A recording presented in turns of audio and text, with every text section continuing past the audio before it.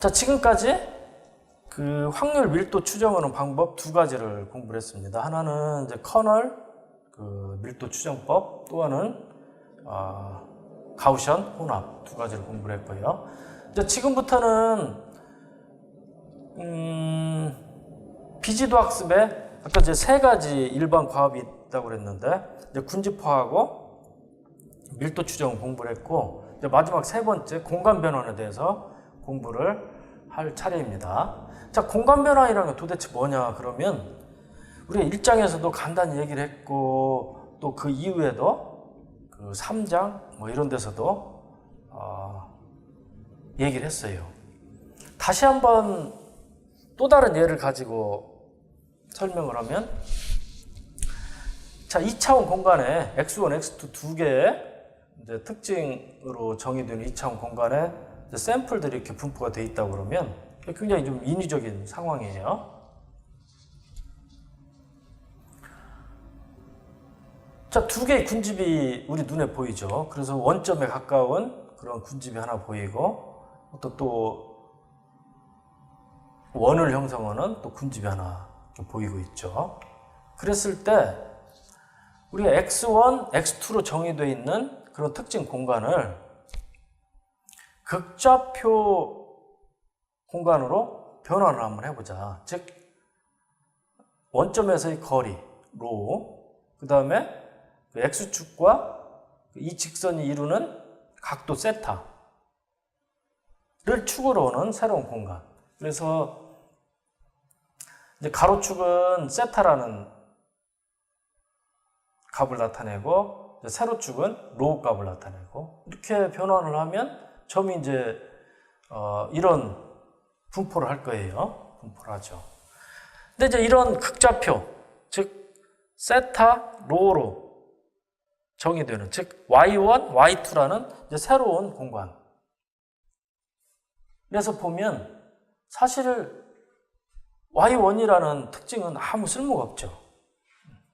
전혀 분별력이 없죠. 뭐 군집화를 하는데도 그렇고 실제로 이제 클래시피케이션 같은 거 하는데도 분별력이 전혀 없어요.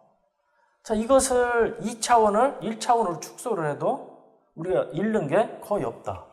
1차원으로 축소를 했어요. 그래서 세타는 없어버리고 로라는 특징만 남겨놨다. 로라는 특징만. 그러면 여기 이제 0 근처에서 클러스터 하나 있고 또 여기 이제 좀 위쪽에 클러스터 하나 있고 이렇게 돼 있죠. 그래서 2차원을 1차원으로 변환을 해도 된다. 이게 바로 차원 축소, 디멘셔널리티 리덕션이 되겠죠. 자, 우리가 이제 2차원을 1차원으로 축소하는 예를 들었는데 실제로는 엠니스트가 784차원 속에 들어있는데 그놈을 2차원으로 축소하고 싶다. 2차원으로 축소를 하면 우리 2차원의 점들을 그릴 수가 있죠. 784차원 그릴 수가 없는데 또는 뭐 한 차원을 늘려서 3차원으로 축소를 한다. 3차원은 우리가 마우스나 이런 거 들고 화면에서 이렇게 뷰 포인트를 지정을 하면서 우리가 들여다볼 수가 있죠. 그런 이제 실제적인 상황을 여러분이 이제 상상을 할 수가 있고,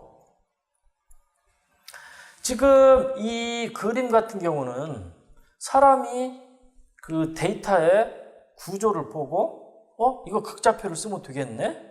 그래서 극좌표로 변환을 하고 보니까 세타라는 차원, 즉 축은 필요가 없네. 그래서 1차원으로 줄이고 이제 사람이 표현 학습을 했다 이렇게 보면 되죠. 근데 이제 실제 문제에서는 비지도 학습을 이용을 해가지고 최적의 공간 변환을 자동으로 이제 알아내야 된다. 그런 알고리즘을 지금부터 공부한다. 자, 우리가 인코딩 단계하고 디코딩 단계 두 개로 나눠 생각할 수 있는데 원래 특징이 X예요. 원래 특징 공간이 X인데 F라는 변환을 통해 가지고 새로운 공간 G로 바꾼다. 이 과정을 이제 인코딩이라고 볼 수 있죠. 통상적으로는 X는 이제 고차원이고 G는 이제 x보다 낮은 차원이죠. 어떤 경우는 반대인 경우도 있어요. 이제 11장 가면 이제 그 커널 기법을 배우는데 여기서는 이제 더 고차원으로 이제 변환하는 이제 그런 기법이죠. 근데 통상적으로는 좀 더 저차원으로 대부분 변환을 하고요. 그 다음에 변환된 공간을 이제 디코딩, G라는 함수를 통해서 원래 특징 공간으로 이제 역변환하는. 그래서 X가 주어지면 F를 적용을 하고 거기다 역변환 G를 적용을 하면 다시 이제 X 공간이 되는데 이제 전부 좌표값이 똑같지는 않겠죠. 약간의 중간에 정보 손실이 있으니까. 그래서 X 해시라고 표기를 했습니다.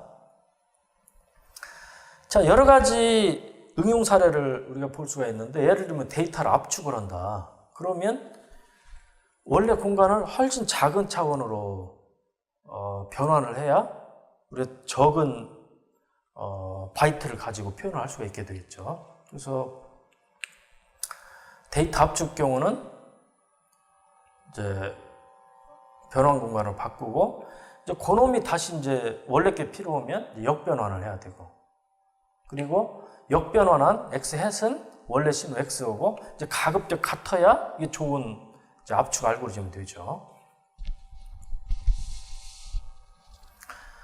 자, 또 다른 응용은 이제 데이터 가시화인데 아까 말씀드린 것처럼 이제 그 필기 숫자인 784차원을 뭐 2차원이나 3차원으로 축소를 한다. 그리고 화면이나 종이에 그림을 그린다. 이 경우는 디코딩 과정은 이제 필요가 없겠죠. 그냥 가시화하고 사람들이 이제 보면 되는 거니까요.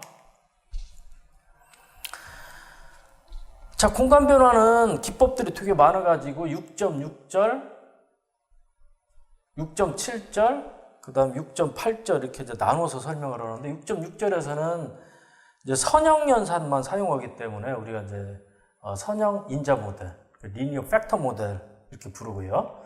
여기는 주성분 분석 아주 유명한 그런 변환이죠. Principal Component Analysis, PCA라고 줄여서 부르고 그 다음에 독립 성분 분석, Independent Component Analysis, ICA죠.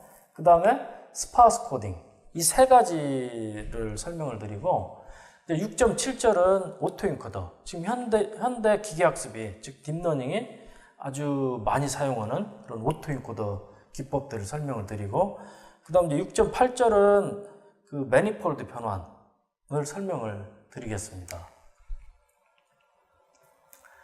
자, 선형 인자 모델은 6.17식, 6.18식에서 보는 것처럼 그 원래 데이터 X가 주어지면 그러면 W라는 이제 변환 행렬을 곱하죠.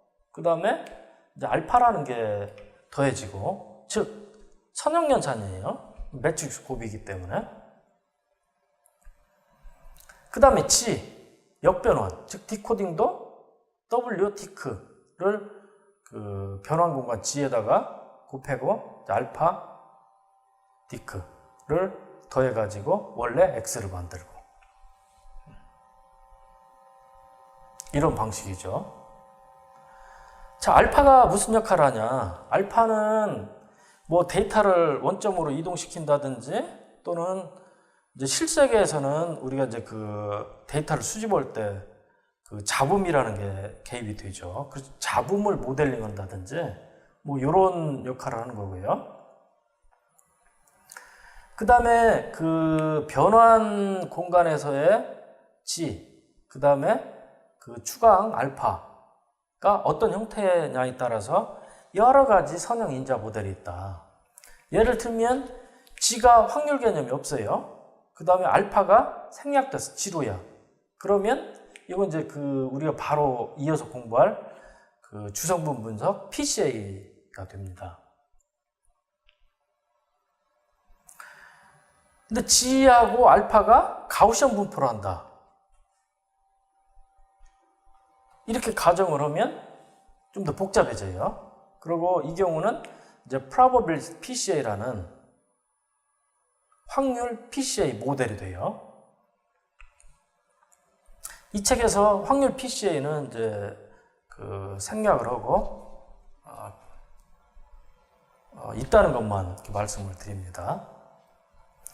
그 다음에 G가 가우시언이 아니라 넌 가우시언, 가우시언하고 다른 어떤 분포를 따른다고 가정을 하는 경우가 그 6.6.2제에서 공부할 독립 성분 분석 ICA가 되겠습니다. 먼저 가장 널리 쓰이고 오래된 기법인 주성분 분석 PCA부터 공부를 하면, 일단 주성분 분석은 데이터를 이제 원점 중심으로 옮기는 전처리부터 수행을 해요. 뭐 아주 간단하죠. 그래서 데이터가 n개가 주어지면 x1부터 xn까지 주어지면 이제 뮤 벡터, 평균 벡터를 구하고 각각의 벡터, 각각의 샘플에서 뮤 벡터를 빼면 그 원점 중심으로 되죠. 예를 들어서 x1, x2, x3, x4 요 4개의 샘플이 2차원 공간에 분포를 하고 있다. 그러면 이제 6.19씩을 적용을 하면 원점을 중심으로 분포를 하는 거죠. 즉, 이 새로운 샘플들, 새로운 공간에서 이 샘플들의 평균을 구하면 지로 벡터가 돼요. 평균이 여기 이제 원점이 되는 거죠.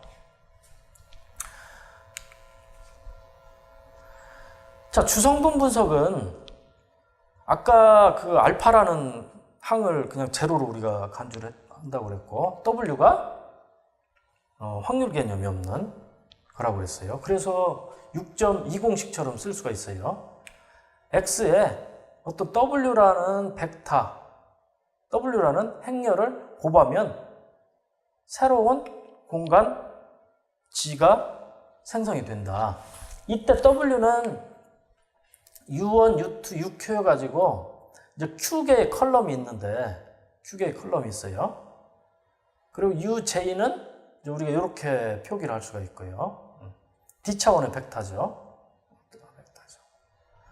근데 U 트랜스포즈를 했기 때문에 원래 W는 D by Q 벡터인데 WT는 이제 Q by D 벡터가 되겠죠. Q by D 벡터.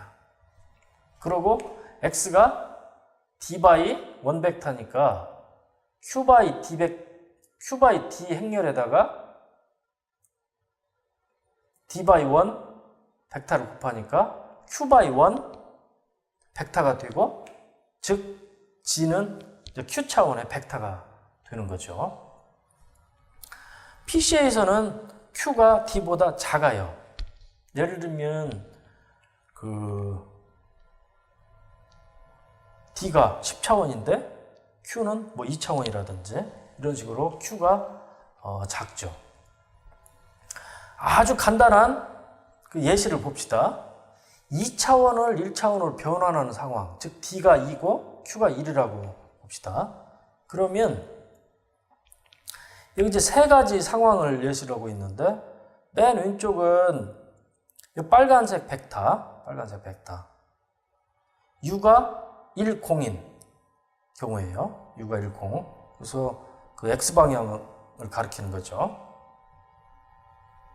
이 4개의 점이 요 벡터 상으로, 이 벡터, 빨간 벡터가 지금 X축이죠. 이게 X축상으로 투영을 한다고 그러면 요 점은 요 검은 점이 되고, 요 밑에 있는 점도 검은 점이 되고, 요 점, 요 2개의 점이 또 이 검은 점으로 투영이 되는 거죠. 자, 두 번째 상황. U가 01 축이다. 즉, Y축 방향을 가리키고 있다. 수직 방향을 가리키고 있다. 이 수직 방향으로 투영을 하면 이제 이런 검은 점으로 이렇게 투영이 되겠죠. 자, 세 번째 상황. U가 루트 2분의 1, 루트 2분의 1. 즉, 이 대각선 방향을 가리키는 벡터다. 이 축으로 투영을 하면 이 검은 점으로 이렇게 투영이 되겠죠. 투영이라는 것은 수직으로 내리는 거죠. 이렇게 되겠죠. 자, 우리 이 세 가지 상황을 지금 예시를 했는데, 자, 2차원을 1차원으로 변환했다. 파란 점을 검은 점으로 변환을 했다. 이랬을 때 이 세 가지 상황이 전부 그 정보 손실이 일어난다 이거예요. 정보 손실이. 근데 누가 정보 손실이 제일 많고 누가 그나마 정보 손실이 가장 작냐? 이런 걸 따져봐야 되죠. 자, 맨 왼쪽 같은 경우는 그 파란색 두 개가 같은 점으로 떨어졌고 왼쪽에 있는 파란색 두 개 같은 점으로 떨어졌어요. 원래는 다른 점인데 같은 점이 돼버렸어요. 그 다음에 가운데는 그 위에 있는 두 개는 다른 점으로 떨어졌는데 아래에 있는 두 개는 같은 점으로 떨어졌어요. 그 다음에 그 오른쪽 같은 경우는 네 개의 점이 다 다른 점으로 투영이 됐죠. 자, 이런 걸 보면 맨 오른쪽이 그나마 정보 손실이 가장 적다. 그리고 맨 왼쪽이 정보 손실이 가장 크다. 이렇게 볼 수가 있죠.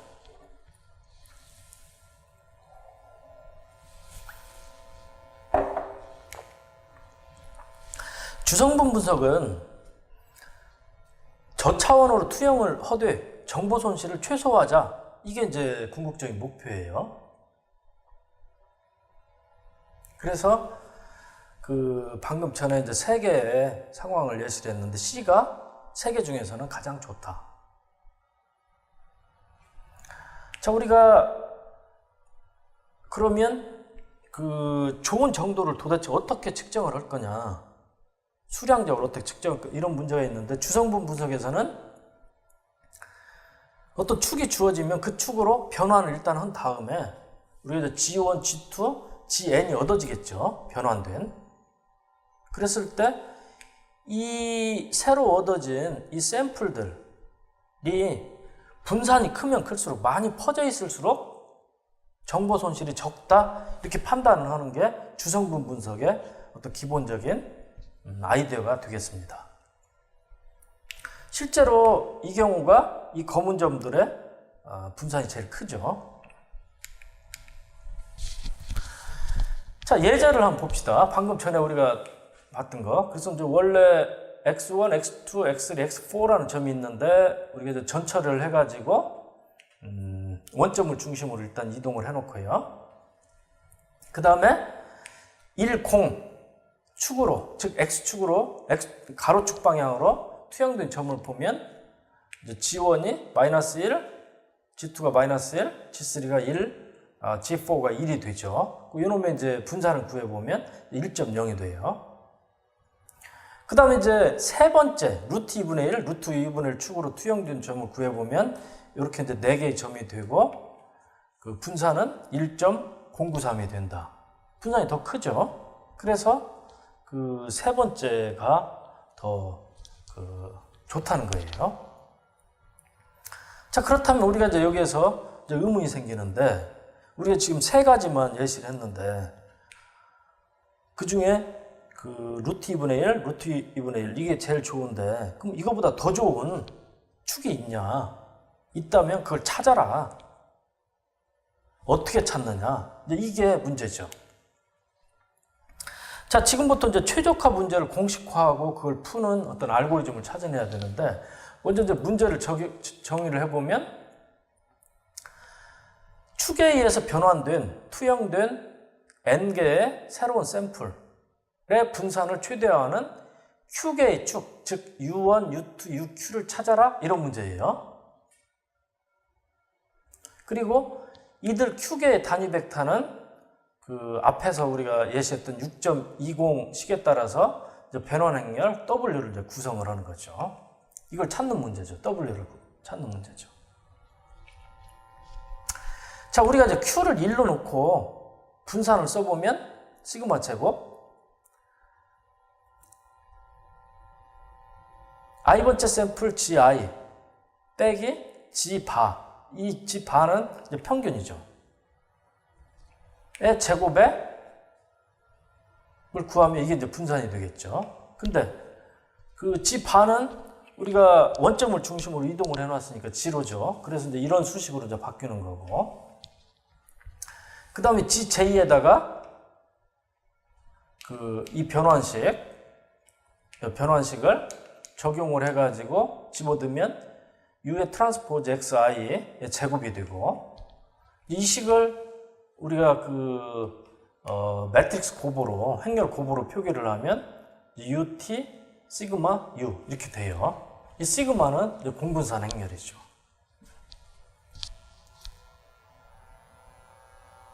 여러분 조금만 생각해 보면 이제 이 수식이 유수식으로 변환되는 것을 이해를 할 수가 있죠.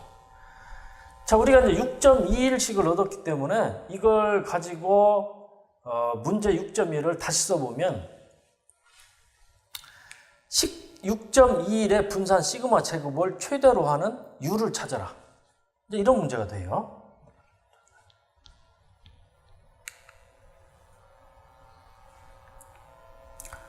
근데 문제는 이 6.21식을 보면 u가 크면 클수록 방향은 똑같더라도 길이가 길면 길수록 이 값은 커지죠.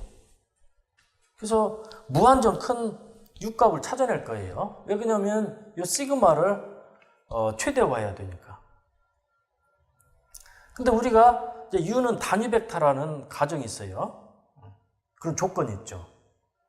그래서 그 조건을 이제 적용을 해보면 우리가 이제 목적 함수를 LU는 요게 우리가 방금 전에 최대화를 해야 되는 값이었고, 요거는 이제 단위 벡터라는 조건이 추가가 된 거죠. 일종의 이제 조건부 최적화 문제인데, U가 길이가 1이라는 조건 하에 이 값을 최대화해라, 이런 문제인데 조건부 최적화 문제죠. 그래서 그 조건을 이렇게 수식 속에다 집어넣는 이런 기법을 우리가 그 라그랑주 멀티플라이어 기법이라고 그래요. 이것은 뭐 1, 200년 전에 라그랑주라는 분이 조건부 최적화 문제를 푸는 그런 수학적인 방법을 정립을 해놓은 거죠. 그것을 우리가 기계학습에 도입해 쓴 거예요. 이제 조건부 최적화 문제는 이제 11장에 가면 이제 SVM을 공부를 하는데 거기에서는 이거보다 훨씬 더 많이 사용을 해요. 자, 문제를 이제 다시 쓰면 LU라는 목적 함수를 최대로 하는 U를 찾아라, 이런 문제로 이제 바뀌어요.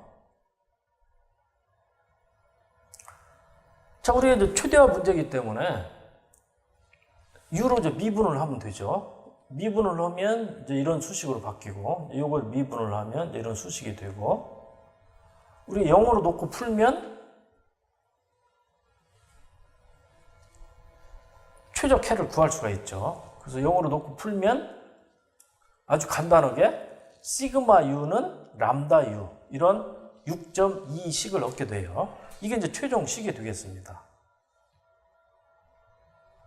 이게 우리가 최종적으로 도달한 식이고, 이것이 일종의 이제 PCA 알고리즘이고. 자, 우리가 이제 6.2식을 해석을 해보면, 시그마는 이제 공분산 행렬이죠. 그럼 공분산 행렬 곱하기 U 이퀄 람다 U. 이게 어떤 형식입니까? 우리가 이제 2장에서 배웠던 그 고유 벡터를 구하는 수식이죠. U는 고유 벡터예요. 람다는 고유 값이고. 자, 우리가 6.2식을 그렇게 이제 해석을 하면 주성분 분석 학습 알고리즘이 이제 도출이 돼요.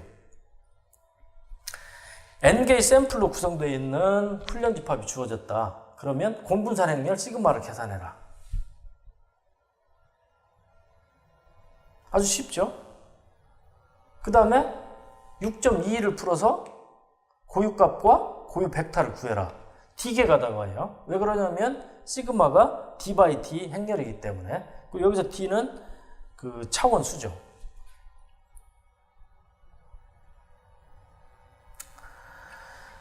고유값이 큰 순서대로 U1, U2, U3, UD를 나열한다. U1이 이제 고유값이 제일 큰 놈, 그 다음에 이제 U2, 그 다음에 이제 U3 이렇게 나열을 한다. 자, 우리가 이제 D 차원을 Q 차원으로 변환을 하니까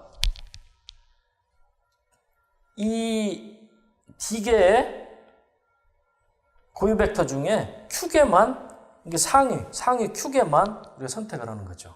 그래서 U1, U2, UQ개만 선택을 한다. 예를 들면 우리가 3차원으로 바꾸고 싶으면 U1, U2, U3 하고 U4부터 그 나머지는 다 버리는 거죠. 그래서 이게 이제 Q계의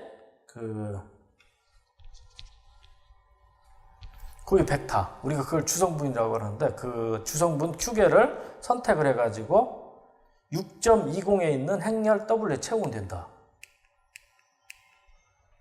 요 행렬 U1, U2, UQ 여기다 채우면 돼요. 그러면 이제 D by Q 행렬이 만들어지죠? 이제 그러면 그 모든 일이 끝난 겁니다.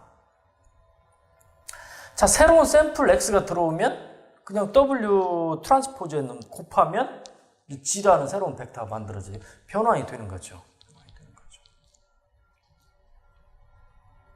아주 간단한 그런 알고리즘이죠.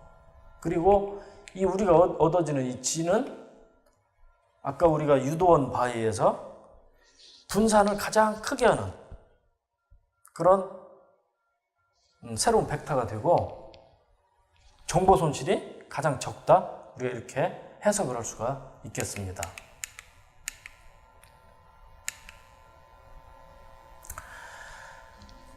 자, 계속 예를 보면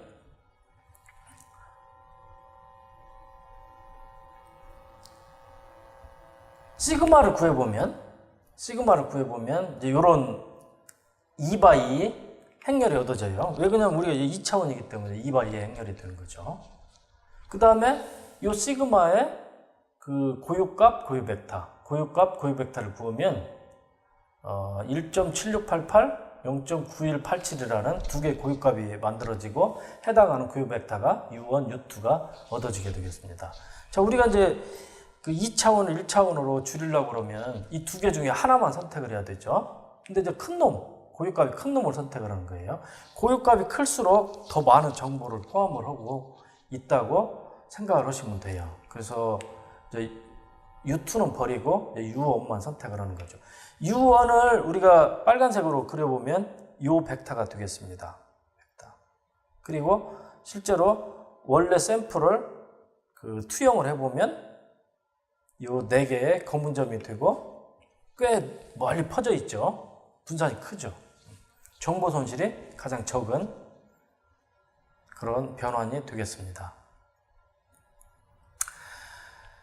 자, 우리가 그 두 개 중에 하나를 선택을 했는데 Q를 그냥 2로 해가지고 원래 D하고 똑같이 해가지고 둘 다 선택을 하면 어떻게 되냐. 그러면 이제 큰 놈은 이렇게 되고 두 번째는 요 벡터가 돼요. 요 빨간 벡터가 돼요. 요 놈은 원리에 의해서 이제 둘은 이제 수직이에요. 오소고널이에요. 반드시 오소고널 돼 있어요. 고유 벡터는 서로 오소고널이잖아요. 자, 축을 두 개를 다 쓴다.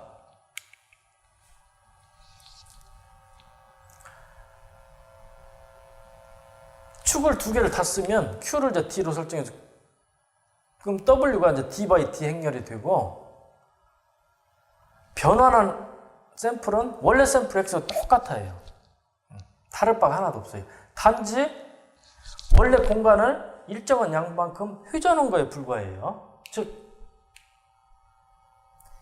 이 2차원 공간이 약간 시계 반대 방향으로, 이 사례에서는 시계 반대 방향으로 약간 회전한 거에 불과하죠.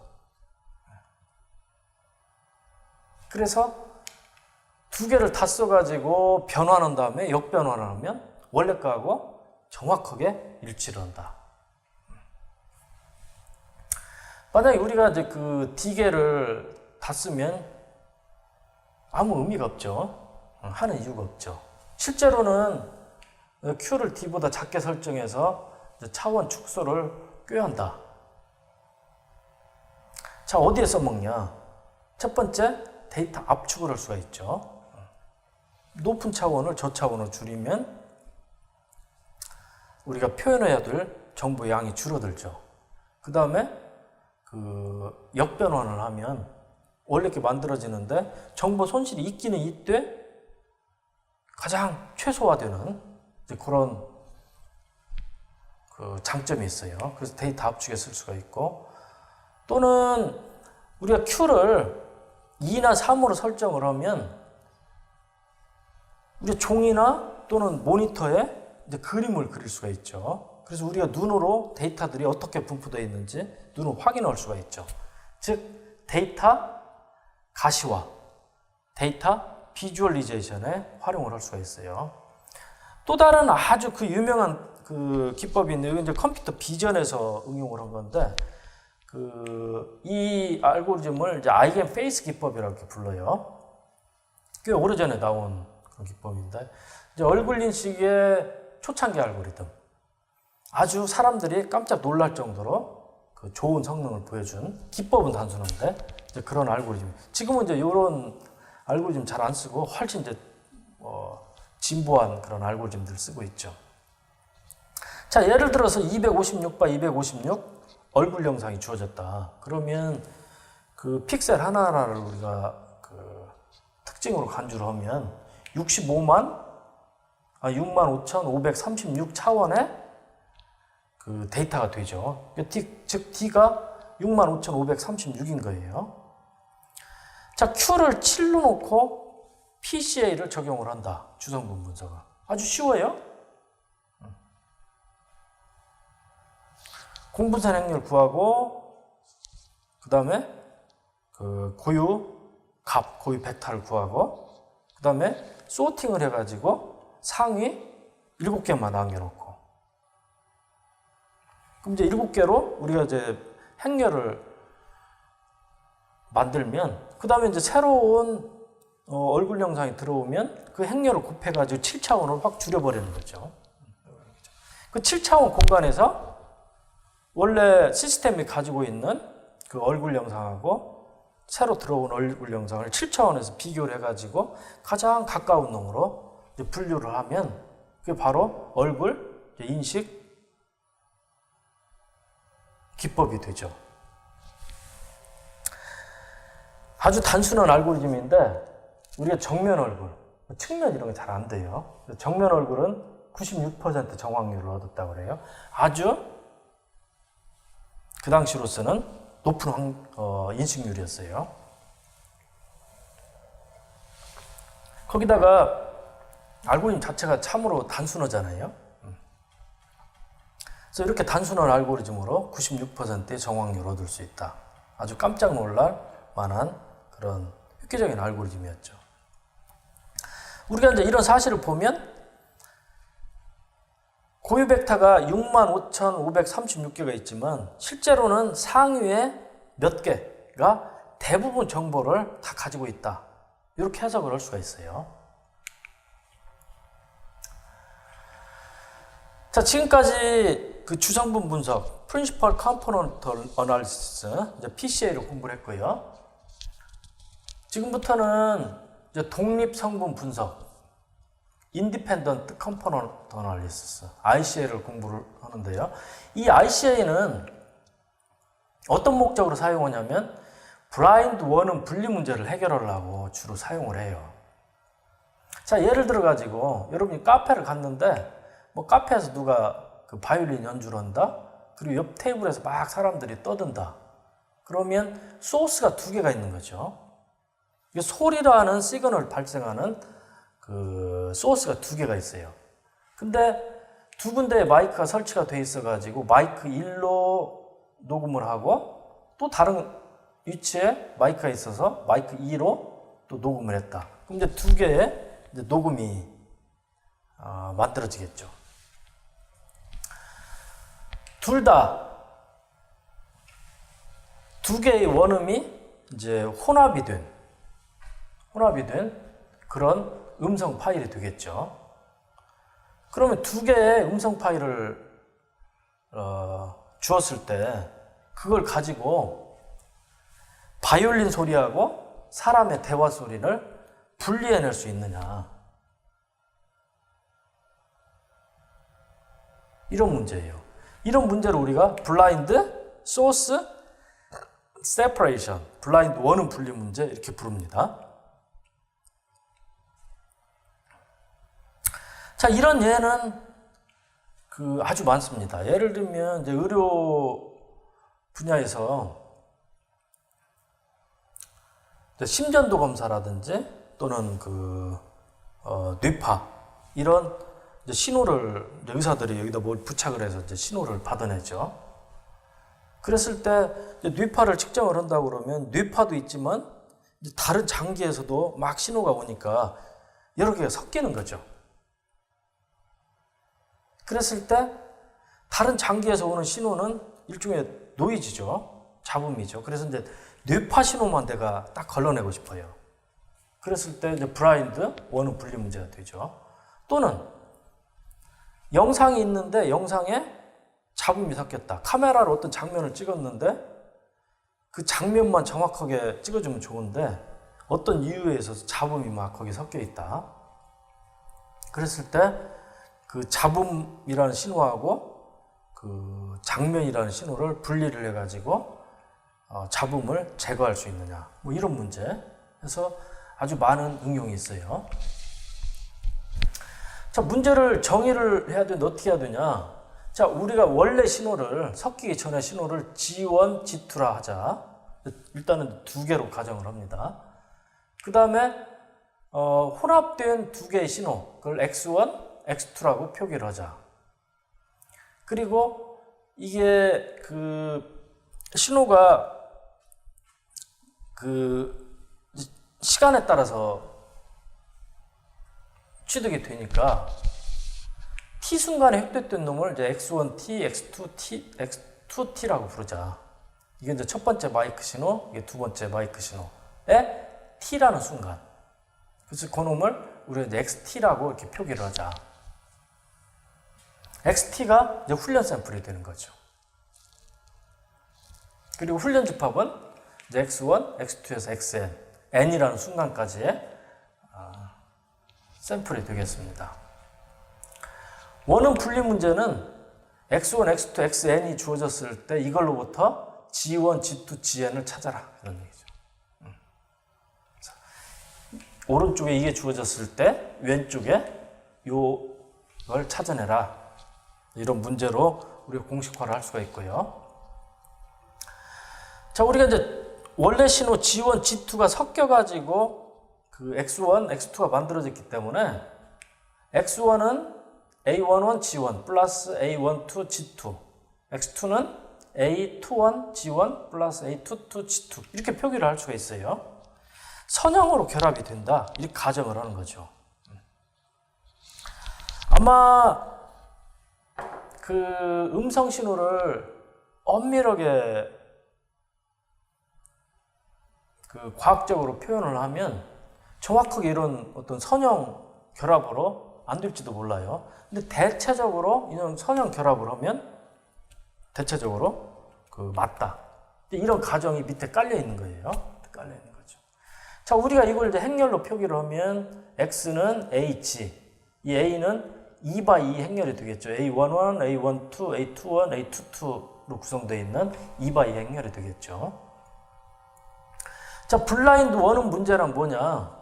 A를 구하는 문제다, A를.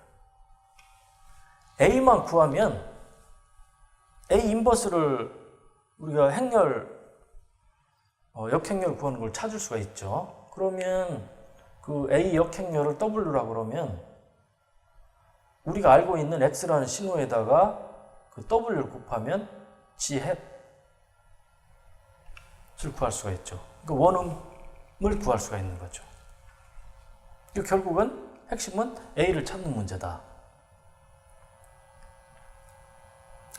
근데 문제는 이 6.25식 요것은 과소 조건 문제다.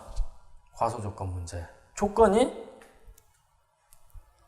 부족한 거예요. 방정식은 두 개인데 우리가 찾아야 되는 변수는 A11, 12, 21, 22에서 4개인 거죠. 이걸 우리가 이제 무엇에 비유를 할 수 있냐면 정수 하나가 주어졌는데 어떤 두 수의 곱이다. 그 두 개의 수를 찾아내라. 이런 문제가 비슷하죠. 예를 들면 32를 주고 32는 어떤 두 수의 곱이냐? 이걸 알아내라. 정답을 맞춰라. 이런 문제인데 답은 무지 많지 않습니까? 1 곱하기 32도 있고 2 곱하기 16도 있고 4 곱하기 8도 있고. 답이 여러 개인 거예요. 과소 조건 문제죠. 조건이 부족한 거예요. 그래서 원천적으로는 답을 알아낼 수가 없는데 우리가 이제 추가 조건을 주면 이제 유일해가 가능한 거죠. 예를 들면 두 수의 차이는 얼마 이내이다. 예를 들면 두 수의 차이가 뭐 5 이내다 그러면 1하고 32는 두 수의 차이가 31이니까 안 되고 2하고 16도 두 수의 차이가 5 이상이잖아요. 안 되고 4하고 8은 두 수 차이가 4니까 5 이내네. 그래서 4 곱하기 8이다. 이렇게 맞출 수가 있는 거죠. 그러니까 어떤 추가 조건을 주면 유일한 해를 우리가 알아낼 수가 있는 거죠. 마찬가지로 그 독립3분 분석 문제도 과소 조건 문제인데 우리가 추가 조건을 사용을 하면 해를 구할 수가 있다. 그럼 어떤 추가 조건을 쓰냐? 그러면 두 가지를 쓰는데 하나는 독립성 가정하고 또 하나는 비가우시언 가정이다. 독립성 가정은 원래 신호가 서로 독립이다. 이렇게 가정을 하는 거예요. 즉, 이제 PG는 PG1, G2, GD의 곱인데 아까 같은 경우는 G1, G2 두 개죠. 바이올린과 사람의 대화가 독립적으로 발생한다. 이런 가정이죠. 이런 가정은 꽤 잘 들어봤죠. 물론 사람이 대화를 할 때 저희 바이올린 소리에 따라서 뭐 대화 내용도 다르고 뭐 좀 조용조용히도 얘기하고 또 시끄럽게도 얘기를 하고 빠르게도 얘기하고 이런 것들이 영향을 줄 수가 있지만 뭐 그런 거를 무시를 한다고 그러면 서로 독립이다. 이렇게 우리가 가정을 할 수가 있죠. 그래서 G1, G2, GT가 결합 확률인데 이놈을 각각의 확률의 곱으로 가정을 하는 거예요. 또 하나는 신호가 가우시언에서 두 개가 섞였다. 그러면 가우시언 두 개가 섞이면 이것도 가우시언이거든요. 그러면 이제 분리할 실마리가 없어요. 근데 비가우시언이라고 우리가 가정을 하면 뭐 요런 신호 하나, 요런 신호 하나, 요런 신호 하나, 요런 신호 하나 해가지고 두 개를 이렇게 분리해낼 수 있는 어떤 근거가 마련이 되죠. 그래서 IC에서는 신호가 비가우시언이다. 이런 가정을 해요. 그 현실에서 얼추 들어봤고요.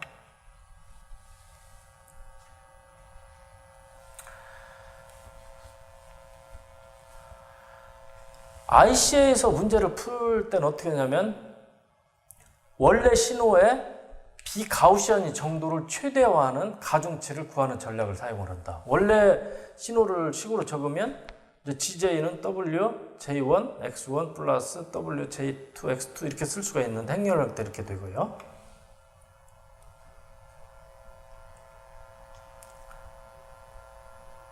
그래서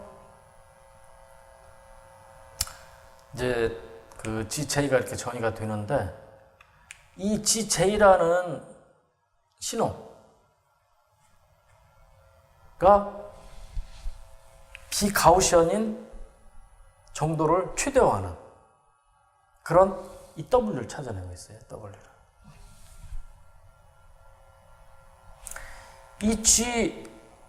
이 햇은 이 G라는 샘플들의 분포가 얼마나 가우시언에서 벗어나느냐, 얼마나 비가우시언이냐, 이것을 측정하는 어떤 함수예요. 여러 가지 함수가 있어요.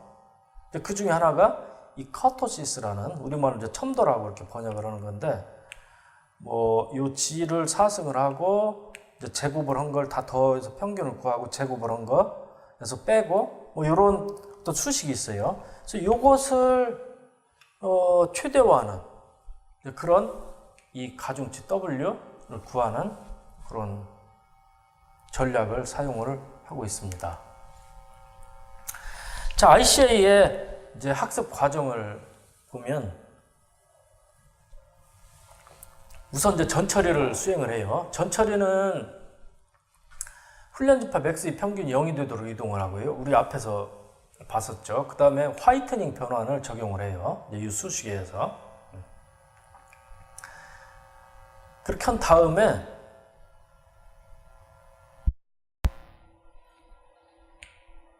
요식, 비가우션을 최대화하는 그런 이 가중치를 찾는 그런 과정을 적용을 하죠. 구체적인 방법은 이제 뭐 책에서는 이제 생략이 되어 있어요. 뭐 여러 가지 알고리즘들이 있습니다. 자, 우리가 이제 PCA하고 ICA를 공부를 했는데 두 가지를 비교를 해보면, 자, 우리가 방금 전에 봤던 ICA는 비가우시언을 정의를 하고 있고 독립성을 가정을 하고 있어요. 근데 PCA는 가우시언이라는 것을 가정을 하고 있고, 그 다음에 독립성이 아니라 비상관을 가정을 하는 그런 차이가 있고요. ICA는 아까 그 첨도, 커토시스를 측정을 해야 되기 때문에 이제 4차 모멘트까지 쓰고 있죠. 4차. 근데 PCA는 2차 모멘트까지 사용을 한다는 차이가 있고, ICA로 찾으면 축이 이제 수직이 아니에요. 근데 우리 PCA 같은 경우는 아까 그 고유 벡터를 찾기 때문에, 고유 벡터는 원래 성질상 그 서로 수직이잖아요. 오토고널이잖아요. 그래서 수직이라는 그런 차이가 있고, ICA는 주로 그 앞에서 얘기한 것처럼 이제 블라인드 원음 분리 문제를 푸는데 사용을 하고 있고, PCA는 차원을 축소하는 문제를 푸는데 사용을 하고 되겠습니다. 그 다음에 이제 선형 인자 모델 중에 그 마지막으로 이제 희소 코딩이라고 있는데,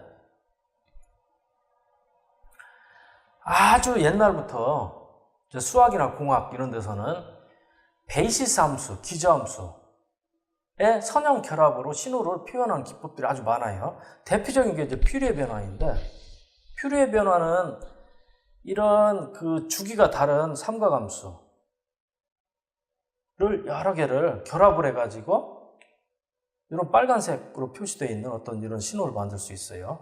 지금 빨간색으로 표시되어 있는 이 신호도 비교적 좀 정형화가 되어 있는데, 그 퓨리에 변환의 기본적인 원리는 이 세상에 있는 어떤 아무리 복잡한 신호라도 이런 삼각함수로 되어 있는 여러 개의 기저함수의 선형 결합으로 표현할 수 있다.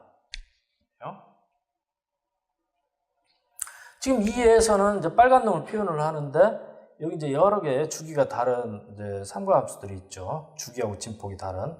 그래서 그 여기 이제 막대기 길이가 이제 개수값이에요.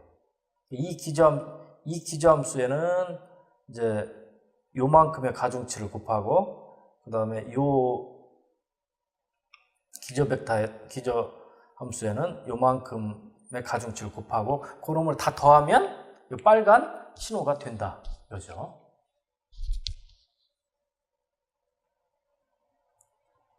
결국은 요 막대기 길이, 즉 개수를 구하는 문제가 되는데, 퓨리에 변환을 여러분이 공부를 하면 저것을 굉장히 빨리 구하는 그 FFT, Fast Fourier Transform이라는 아주 유명한 또 알고리즘이 있어요. 그런 알고리즘을 이용을 하면 이 막대기 길이, 즉 개수 값을 구할 수가 있죠. 또 뭐 웨이블릿 변환 뭐 이런 것도 있어요. 얘는 조금 다른 기저 함수를 사용을 하고 있죠. 자, 희소 코딩은, 자, 우리가 영상을 가지고 지금 예를 들고 있는데, 사전이 있어요, 사전이. 이 사전은 작은 패치예요. 지금 보면 뭐, 예를 들면 뭐 16x16이라든지 8x8 이런 패치죠. 사전이 여러 개의 패치를 가지고 있다. 그랬을 때, 어떤 이미지가 들어오면, 이 사전 속에 들어있는 이 패치, 즉 단어라고 우리가 부를 수가 있죠. 단어에다가 개수를 곱해가지고 다 더하면 어떤 영상을 표현할 수 있다. 그죠? 아주 근사하게 우리가 표현할 수 있다 이거죠. 사전은 대문자 D로 표기를 하고 그 다음에 단어, 즉 기저벡터에 해당되죠. 그런 것들은 이제 D1, D2, DM이라고 그러고 M은 사전의 크기, 즉 단어의 개수죠.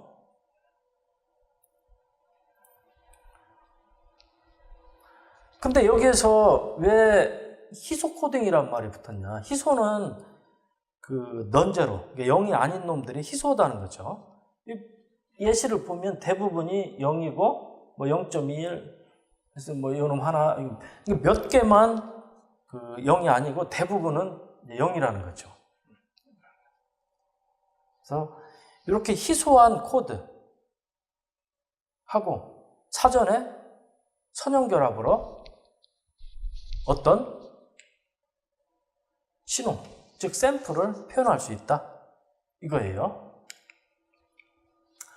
자, 희소 코딩이 다른 변환 기법하고 좀 다른 점이 몇 가지가 있는데, 첫 번째는 예를 들면 웨이브렛 변환이라든지 또는 그 퓨레 변환 이런 것들은 기저벡터를 사람들이 설계해 주죠. 뭐 퓨레 변환 같은 경우는 이제 그 사인파 이런 걸 사용을 하고 있어요.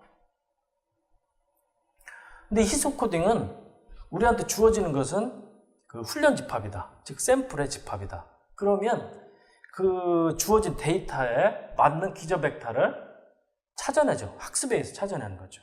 그리고 그 사전을 사용을 하는 거고요. 그 다음에 사전의 크기를 비교적 크게 만든다. 즉 실제 차원이 D라고 그러면 사전의 개수는 그거보다 훨씬 큰, 뭐 예를 들면 그 차원이 100이라고 그러면 그 M은 뭐 1000으로 온다든지 500으로 온다든지 훨씬 그 크게 사전의 크기를 만들고, 우리가 이것은 이제 오버 컴플리트 이렇게 불러요. 과잉 완벽하게 책정을 한다. 대신에 희소 코드 A를 희소하게 만드는 거죠. 0이 아닌 놈을 몇 개 안 되게. 이게 이제 희소 코딩의 그 특성들이죠. 자, 그러면 나한테 어떤 그 훈련 집합이 주어졌을 때 그거 가지고 사전은 어떻게 만들고 희소 코드는 어떻게 알아낼 거냐. 6.33식이 힌트를 주고 있어요.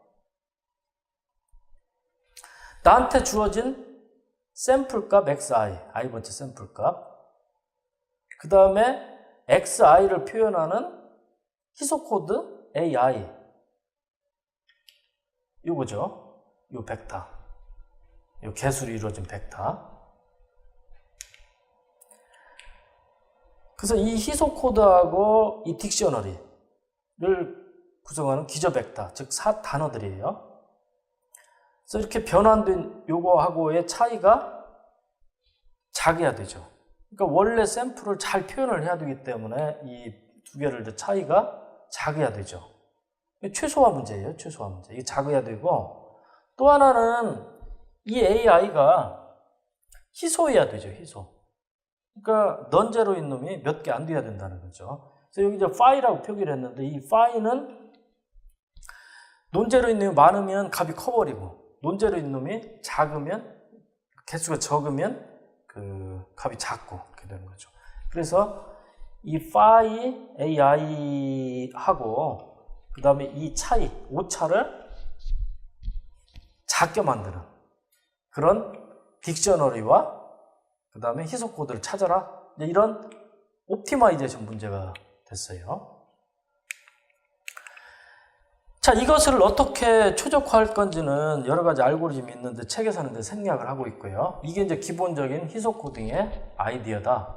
이 정도만 이해를 하시면 되고, 실제로 이제 희소 코딩은 이제 영상 처리에 많이 적용이, 그 컴퓨터 비전에 많이 적용이 되고 있는데, 뭐 어떤 영상에서 잡음을 제거를 한다든지, 또는 256x 256 영상을 그 해상도가 2배인 512x 512로 만드는 그 슈퍼 레졸루션 뭐 그런 문제라든지, 또는 어떤 영상이 있을 때 일부분을 이제 인페인팅 다른 걸로 이렇게 대치를 해버린다든지, 뭐 이런 여러 가지 문제에 잘 활용이 되고 있고 그 성능도 굉장히 좋다고 입증이 돼 있습니다.